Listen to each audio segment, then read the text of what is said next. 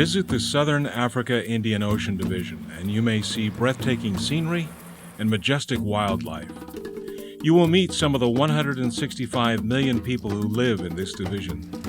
You can travel from modern cities to remote tribal villages in a day. This is the Southern Africa Indian Ocean Division.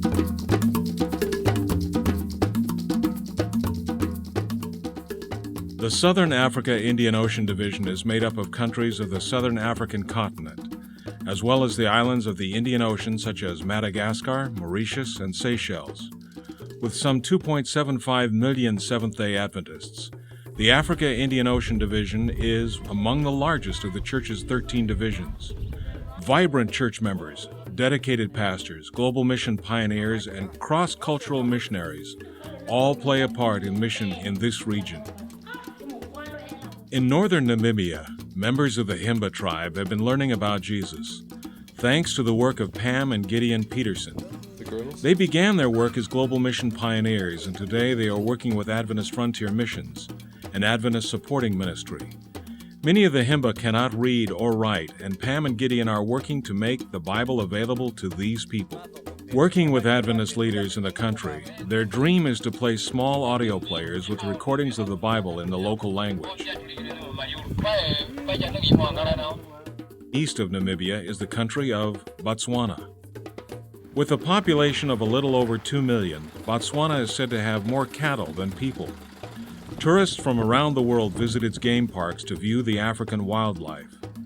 In northern Botswana, a global mission pioneer is helping with a new congregation in the town of Setau.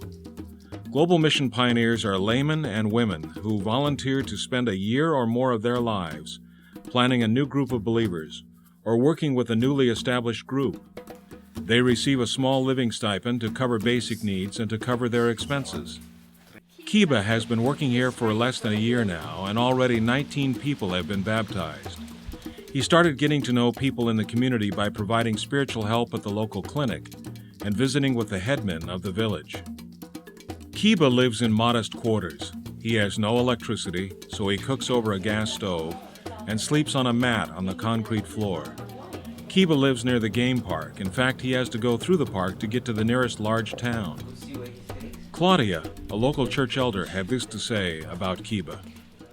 I remember last year we baptized many youth.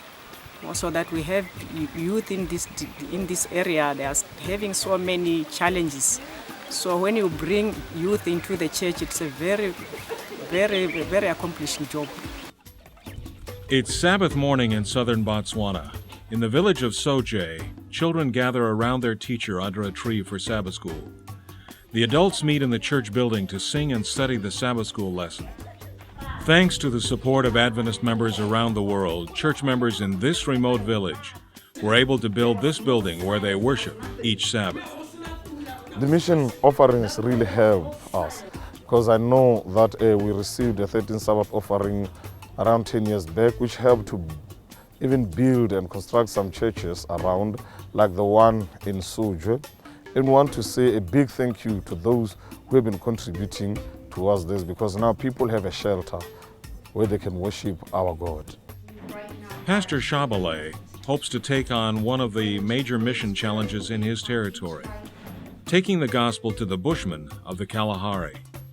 The biggest mission challenge that we have is that we've got a group of people called the Basarwa who have not been reached. Those are the Bushmen. And we've got many different kinds of them who speak a lot of dialects of the language, and we have not reached these people, and that is our biggest challenge.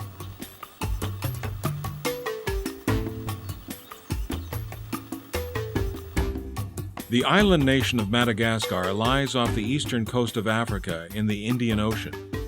Although it looks deceptively small on world maps, Madagascar stretches some 2,000 miles from north to south.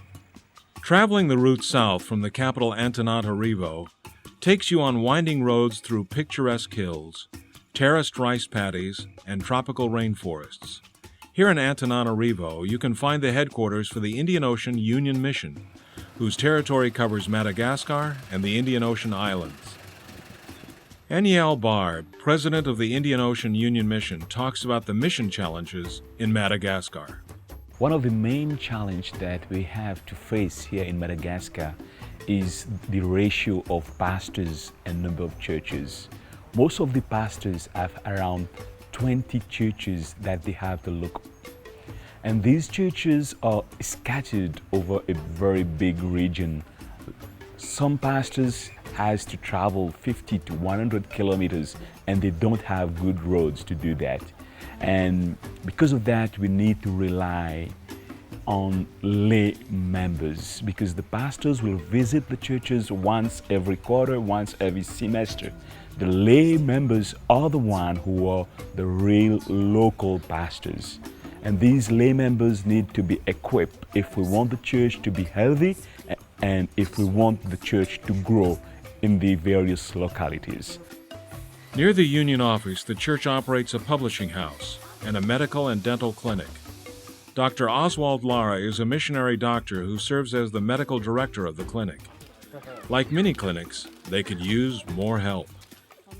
We are looking forward to have more volunteers. We are willing to accept nurses, we are willing to accept doctors who wants to come as a volunteer dentist.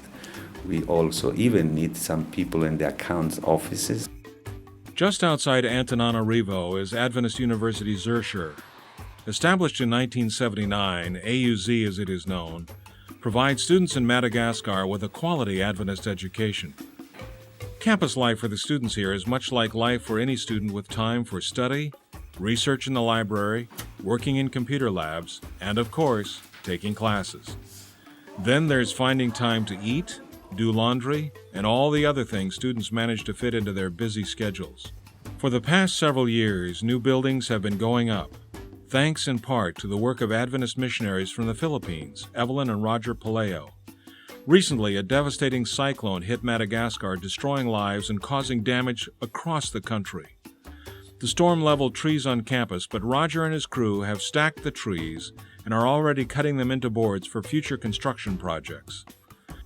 The campus needs more space, and they hope to build a multi-purpose building, but they need to raise funds for other building materials. Students here have many dreams for their future, from an agricultural career to becoming a nurse or a pastor. The former rector of the university sums it up best. The mission of AZ is very simple. It's just to train students for the service of the Lord. For years, this Adventist church has been a beacon of light in the once troubled township of Soweto. Next to the church is a small Adventist school, the first elementary school in the conference. The church is in a prestigious neighborhood not far from the homes of renowned South Africans Desmond Tutu and Nelson Mandela. Not far from here in Johannesburg is another church. Not long ago, the pastor and members of this church were part of another denomination. An Adventist couple started studying the Bible with the pastor, and before long he was convinced that he and his church should be keeping the Sabbath. He invited his Adventist friend to come to church to talk about the Ten Commandments. One Sunday, he and many members of his congregation decided that the next week they would meet on Sabbath. Today, the church is a Seventh-day Adventist church. On Sabbath, the church is full, and the congregation is hoping to buy a larger building across the street, so the children won't have to meet on a nearby driveway. From the shores of Mozambique to the rivers of Botswana, from the churches in Soweto, Pretoria, and Johannesburg to new congregations and members in Madagascar, the church in the Southern Africa Indian Ocean Division is growing. They face challenges like large distances, economic hardship, and working in large urban areas. But they ask for your prayers. Please pray for the pastors, global mission pioneers, church leaders, and members of the Southern Africa Indian Ocean Division. And thank you for your support of the mission offerings.